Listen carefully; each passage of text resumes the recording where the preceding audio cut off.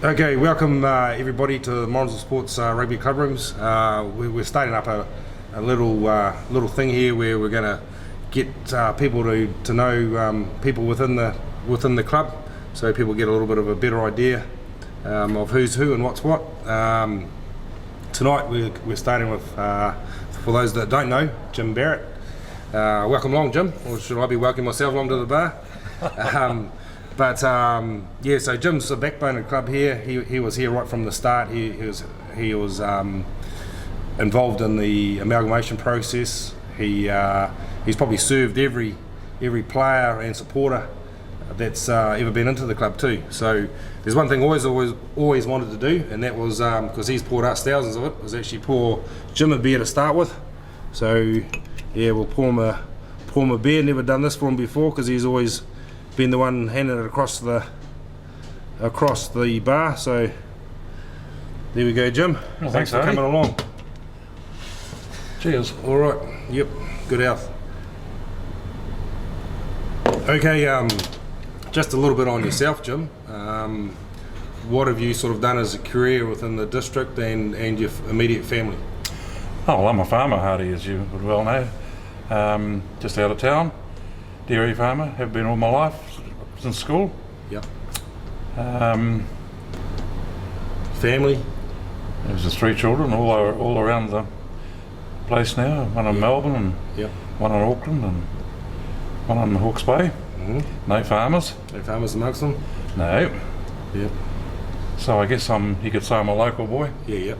So you were born and raised in? I was born here. Went to St Joe's here. Yep.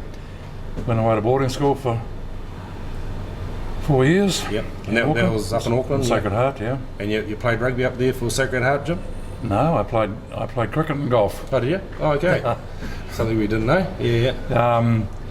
I did manage to play for the 2Bs at rugby my last year, and funnily enough, 2B is about as low as you go, and in our 2B team there were 4 future provincial players. Mm-hmm. So. Yep. So then after school, what happened? You came back to the farm, did you? Came back to the farm. Yep. And that's when you started playing senior rugby? Started playing rugby here in those days, St Joe's. I suppose it was an under-21 Colts team, under-21 team. Yep. And progressed through. I think we had our first senior team in 1964. Yep. Won our first game. In 64 too, we beat Tikawata 3-0. Not only won the game, but won the fight after the game too. Yeah. And sort of progressed from there. Good old days, eh? Good old days, they were. And what position were you playing back then? Well, I floated around from lock to even played fullback once. Jeebus, yeah. Always fancied myself as a goal kicker. Another Don Clark, in the day? Absolutely useless, but however. Yeah. So it was a lot of fun. Yep. And so from 21s you progressed to seniors, obviously? Seniors, yeah. You played quite a few years senior rugby for Joey's? Oh yeah, probably 10 or might even been 12, I think. 12 seasons, yeah. Yep. Now I know you're a pretty modest guy, but I know you played a few years Waikato rugby. Played Waikato in 68, 69 and 70. Yep. 28 games, I think. Okay, yep. Couldn't go. Actually, I would have only been 26 when I finished, because you got to remember in those days we were farming and there was no money in it, and training was a different world. Training consisted of Sunday morning training, which was always interesting because you usually went to training on the way home from the Saturday's game. So no one had ever heard of a gym or a weight training or anything like that, so it was a different world. Were most of your players back then they physical workers that were most of them physical workers? Had the odd doctor. That was a halfback, was he? No, he was a winger, an Irishman, Paddy McGrath. Any highlights through your Waikato period? Played against France and awesome, international cap. 68. Yep. How was that? Did you guys win that game or? No, we lost 6-3. 6-3, sure, that's close. And we should have. If we realised we could have won, because we expected to lose, I think, and in your brain you're going to lose. Yep. and we should have won, really. And the French back then just as dirty and niggly to play. Absolutely filthy. Yeah. Mind you, the whole game was pretty grubby in those days. Yeah. It was, you looked after yourself. Yeah. I heard a little story actually in your Waikato career a few years ago about a couple of games against Colin Meads. Can you remember that story, Jim? And probably better coming from your mouth than mine. Yeah, thanks to Keith Quinn, it went all around New Zealand. Yeah, that was. You got to remember that when I was just starting off, Bill Corby, who was quite a famous Waikato forward coach, he said, took me by the hand one day or the shoulder and said, "Now remember, boy, always retaliate first." So Waikato played King Country at Tikawiri, and the young and stupid, went into a ruck and Meads' face was right in front of me. So I gave it a good tap. Yeah. Not the brightest thing in the world. Yeah. And the following year, of course, we played in Hamilton, and I woke up in the changing shed, and he got you back. He got me back, and he came in afterwards and said, "Oh well, that was for last year, boy." It's quite funny, really. Yeah, the good days. Yeah, but it was pretty rough. I mean, you would come off a field with your jersey and shredded. Yeah, from the rucking. From the rucking, and if your line-outs were no gaps, no lifting. Yeah. Just bustling for the ball. And if you were silly enough to lift your arms up, you got one in the ribs. Yeah. So it got pretty cunning after a while. Yeah. But different game altogether. Yeah. Okay, so tell us a little bit about how you got involved in Morrinsville Sports and and how the ball got rolling right in the start, which was 1996, 20 years ago. The year before, or a couple of years before that, Keenan Gray and I got together, and Morrinsville Rugby was at the bottom of the heap, absolute rock bottom. Anyone that had any ability would go somewhere else, usually to Hamilton or to Cambridge or wherever.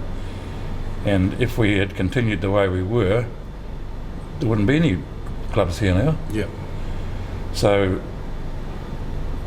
I was actually chairman of the committee that looked into it, and our recommendation was for everyone to join.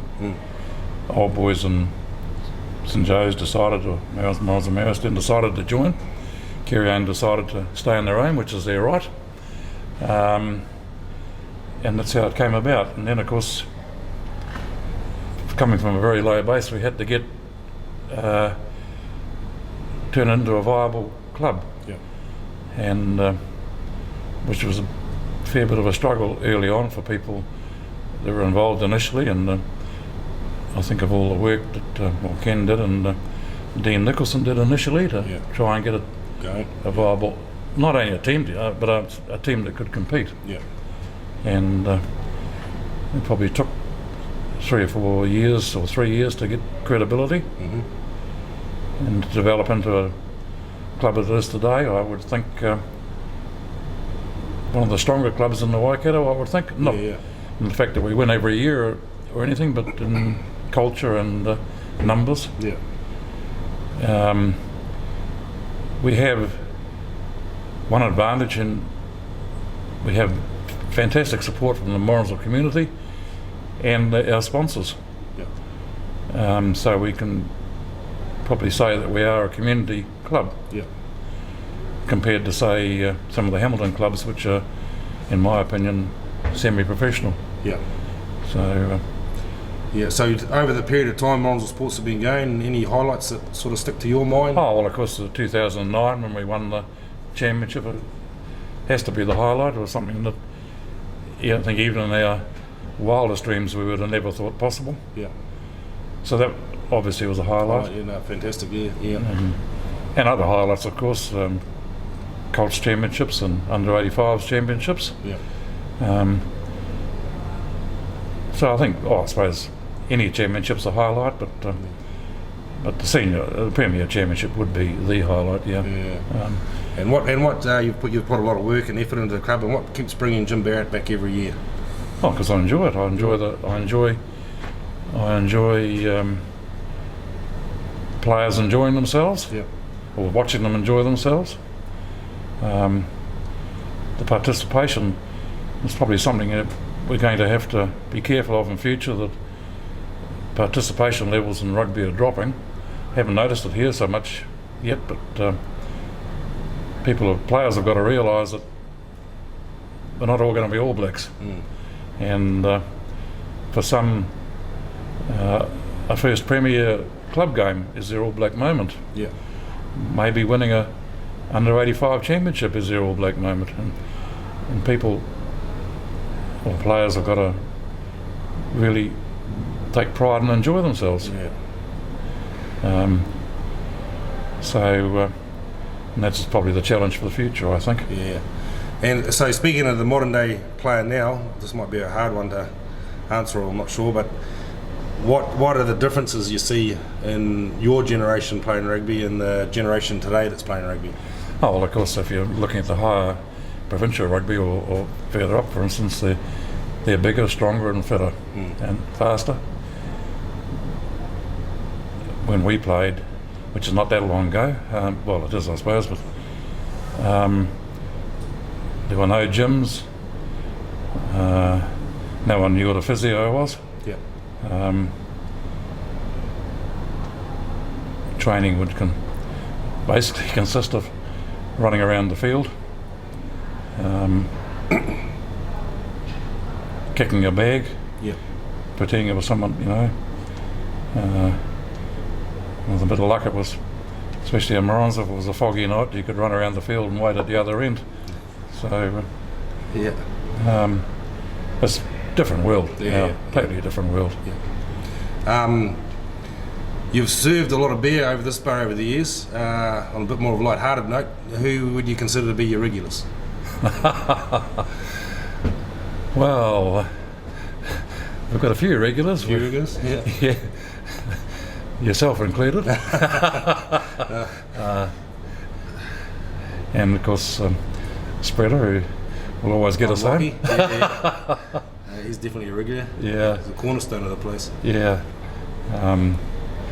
There's been some, I think you'd have to agree, there's been some fairly hilarious moments in here. Yeah. Yeah. That is one good thing about the club. It's got awesome culture, and everybody enjoys having a beer after the game. And I know, it's probably letting a little secret out, I know playing myself, on days that we lost or had a close loss and you'd be down in dumps about it, you might have actually handed a beer across once or twice with not much charge to it to try to perk us up a bit, and it was bloody fantastic. And another bit more of a light-hearted question, but through that period of time, anyone trying to shortchange you over the bar? Oh, of course, we do have a couple of Dutch extraction. I knew they'd name to come and do it somewhere along the way. Can't possibly name anyone. No.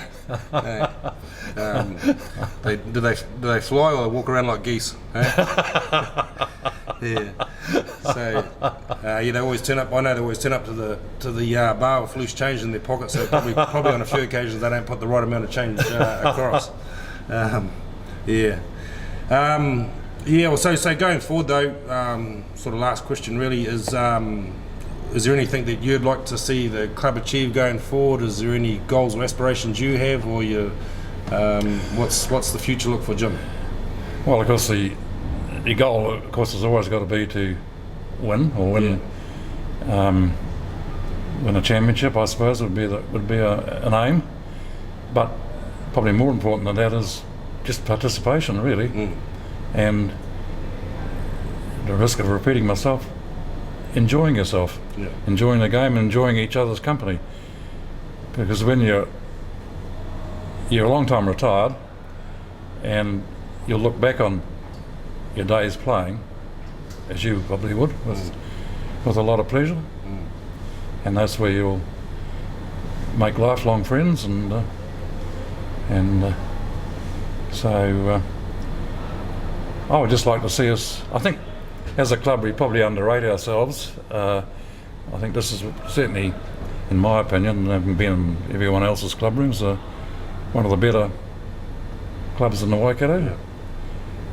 For you come in after a game here and the club rooms are, they're full. I think if there's a championship for teams that stuck around after the games and socialise, I think we'd probably be the champions every year. Well, that's right. Well, they usually last to leave everyone else's club rooms. Yeah. So, no, as I say, just participation, and it will be, if you think it's 1995 the game went professional. How many years is that? 25? 20? The change in that 25 years, if you project it forward another 25 years, who knows? Yeah. It could be, the change could be immense. It could be, we could have other sports here. Yeah. We don't know. I mean, it's, you've really just got to do the Evolve as the things go along. and watch it evolve and play to your strengths, I think. Yeah. Oh well, thanks heaps, Jim, for your time. Thanks for the beer. I thought you paid.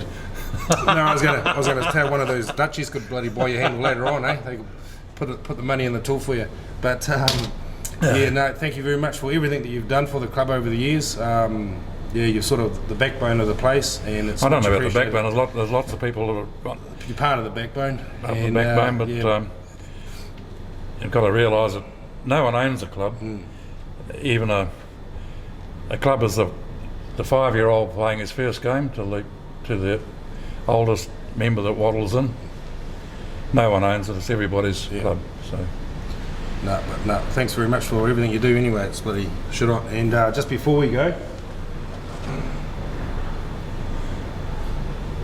The club this year has got some apparel going on, and this is thanks to be kindly sponsored by Chris Stefford. We're going to hand one of these over to Jim.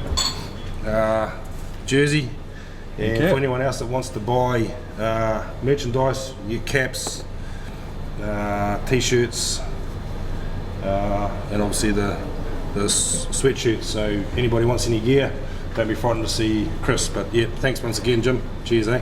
Yep. Thank you.